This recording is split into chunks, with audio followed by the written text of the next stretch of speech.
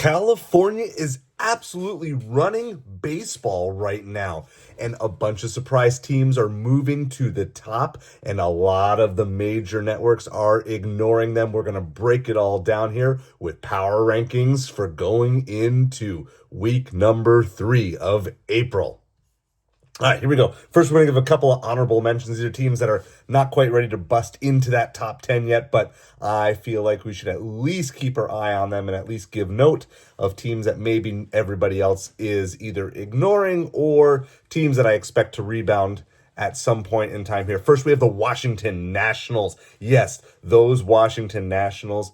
They had the lowest number of strikeouts in the last week, and James Wood is absolutely on fire. He looks to be potentially everything that people were hoping and expecting. It doesn't look like the Nationals are going to just be a walkover team throughout the year. I certainly am not looking forward to facing them as a Mets fan coming up. Also, as an honorable mention, is the New York Yankees. Now, if we had done this 2 weeks ago, they would have been in the top 10. Obviously, they have had some struggles here over the last couple of days, which maybe makes you think that maybe those torpedo bats aren't quite the game changer that everybody was talking about. They're just going to be an individual thing that will work as things go. The question that's going to be the big question for the Yankees is, will their pitching be able to hold up? And they continue to have some pitching issues, and I don't think that torpedo bat will just fix everything that they have. Lastly, on our honorable mention is the Cleveland Guardians. They are 5-2 in their last 7 games, but there are some warning signs with Emmanuel Clase. Obviously, everybody has up years and down years and up games and down games. The question is this a trend or is this just kind of a little fluke to start the season for Clase? But the good news is the AL Central looks like there's absolutely nobody who wants to take charge of it.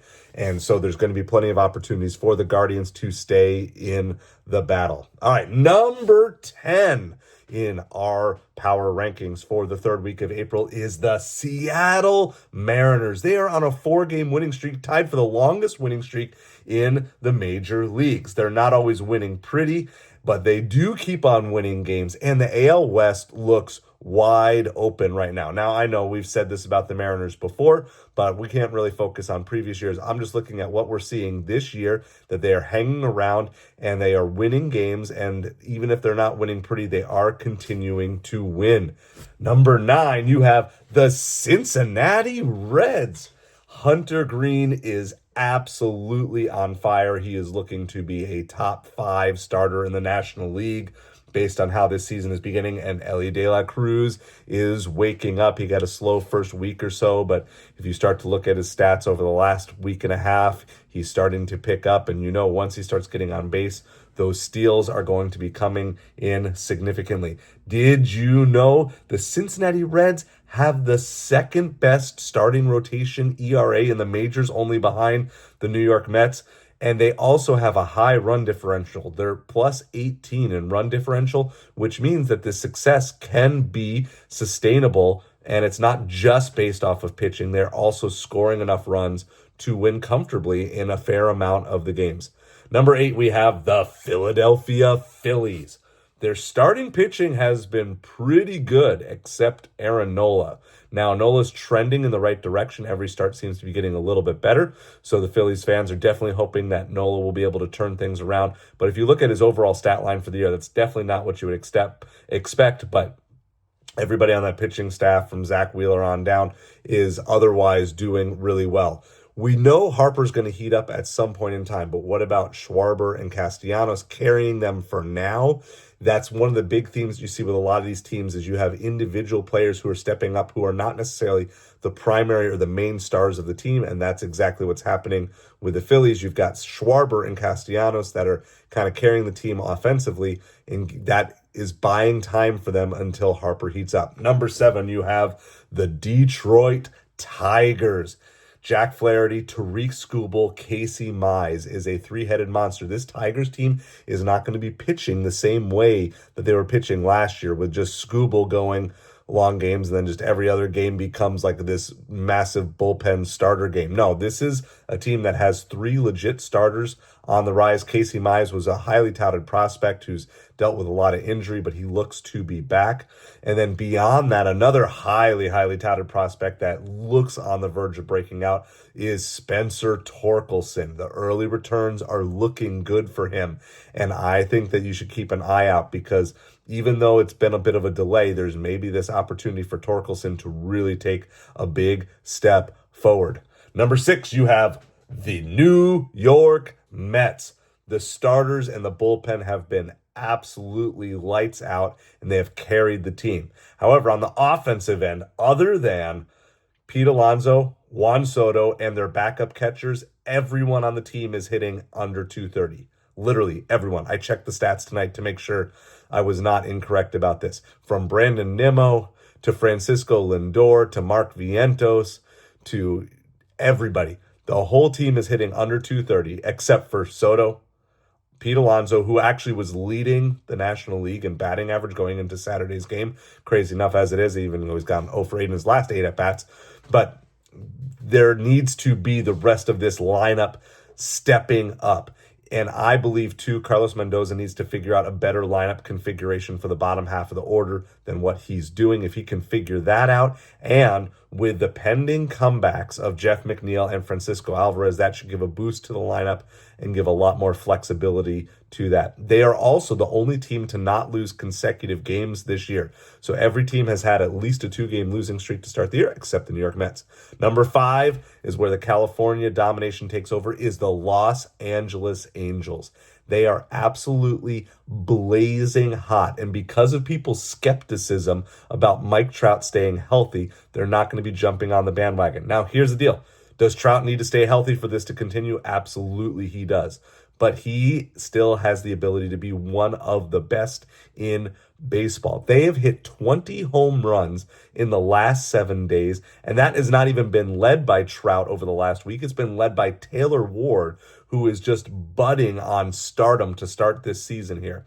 Jose Soriano is carrying the pitching, but they are going to need more arms to step up to maintain this, as well as the rest of the lineup to fall in around them. But right now, power and not horrible pitching is bringing them to the forefront. Number 4 is the Chicago Cubs. I would not want to be facing the Cubs right now.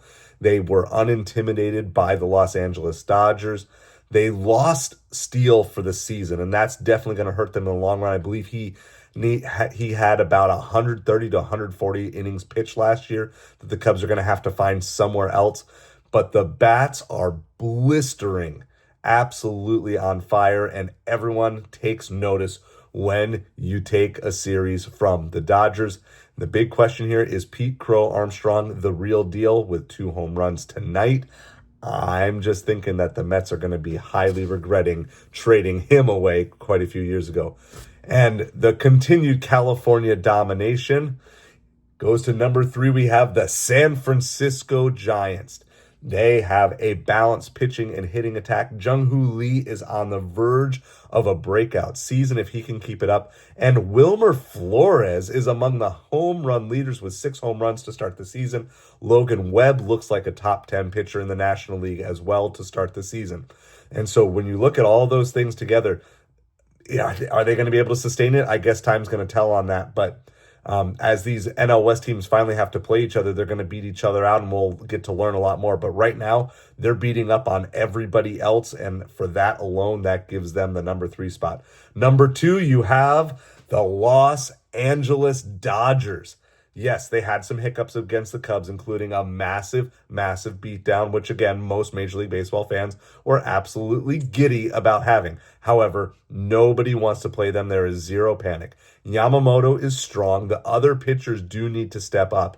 And the offense has been relatively dormant, but Tommy Edman has carried them. So another one of those kind of less than superstar athletes helping carry a team through a little bit of a dry spell. So Tommy Edman, shout out to you for having a great start to the season. And that brings us to number one. And again, a lot of media outlets won't want to do this because they've already pre-crowned the Dodgers. But number one right now has to be the San Diego Padres. They are off to a great start with continued success. They're finding numerous ways to win, but most notably, they have 6 shutouts already on the season. In this day and age of the way baseball is played and the way it's managed and the way everyone's swinging for home runs all the time, that's absolutely mind-blowing to me. And they still have a more than formidable lineup that can score runs in bunches if they absolutely need to. But again, when your pitching is that good and you are throwing up 6 shutouts to start the season, the first whatever it is, 15, 20 games, that's absolutely amazing. And they are well deserving of the number one spot in the power rankings. Comment down below, who did I miss? Who do you think I should move up or down? We're going to be watching in the week ahead, and let's see what you got.